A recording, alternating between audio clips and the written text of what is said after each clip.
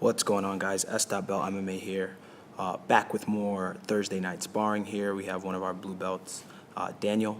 So as we get things going, Daniel is pretty aggressive and he's a strong kid. So here I can kind of push the pace a little bit and go a little harder with him here. He gets me in lockdown position. And so here I use my other foot to open up his legs and break down, and I've already got the arm triangle set up. So from there I just come to the other side and I get the tap. Here someone was nice enough to pick up my camera so that we could get more angles. So as we get going here, he's trying to use his speed and his quickness, but for me, I'm more focused on the timing of things, getting in the right positions. I'm never really worried about heavy pressure here. He's putting some heavy shoulder pressure, but it doesn't really affect me much because I'm framing on his hips, and you see there I'm able to get the sweep because I've trapped his arm. Again, he's trying to kind of hold me in the half guard position, but I'm working on trying to break out here. I'm just breaking the posture on his head, and then I start to go for a guillotine. He defends it. From here I'm just flattening him out and just waiting on the right time to cross face here and then break my leg out. And as I start to break it out, he gives me the mount position, which I get pretty easily. Now from here I'm just kind of seeing how he's going to defend and mount. For me, I like the main basic positions in jiu-jitsu because they're such dominant positions, and because from there you have a lot of options. I do like the more fancy stuff from time to time, but for me, working the main stuff is always usually the best here. You see I'm able to get a Kimura lock, and then from there I dismount, and then I'm able to get the tap here. I admittedly did muscle it a little bit. I could have moved my hand down a little bit more, but I knew I had the position and I was going to get it. From here he goes to try to pass. He's in position, but he never drops his hips, and so I'm able to get out, and then I end up in his closed guard. Now from here, I'll let guys kind of put me in closed guard because, one, in sparring, it gives you an opportunity to work it. From here, I start to break out.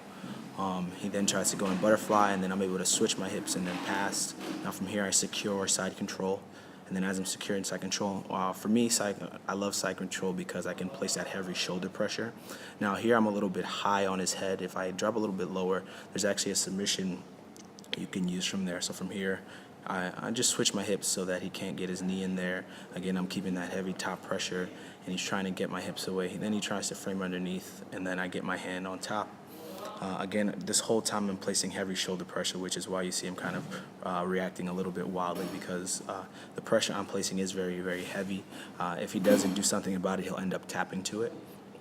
So from here, I'm just kind of forcing him to make some mistakes and seeing what I want to do from that position here.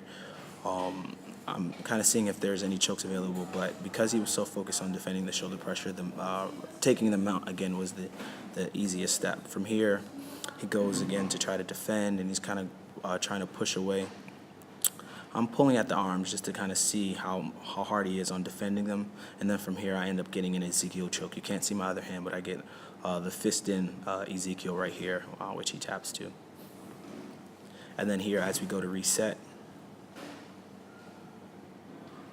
we get things going here. He tries to kind of see how quick he can get some kind of Toriando style pass, but here I'm kind of using my foot as a jab to kind of keep him at distance, see how far he is, what I can do from there. So it's kind of just touching him to see the distance.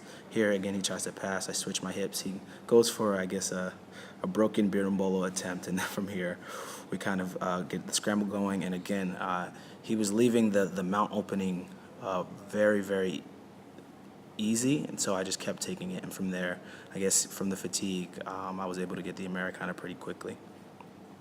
So we get going here. The round's actually winding down. Here he's going, spinning around. Here the camera went out of focus a little bit. I apologize for that. He's in a bit of a half butterfly position here. From here, he pulls me in the closed guard, and again, for me, I'll kind of let guys get me in closed guard just to see what options they have available to them in it. One, it gives me some work, and then again I can see what's really working for them. So here, as you see, I have his wrist, and I'm able to grab it, and I start to Sao Paulo pass, but right as I go, the time ends. So thank you guys again for watching. If you like what you saw, please subscribe. Thanks.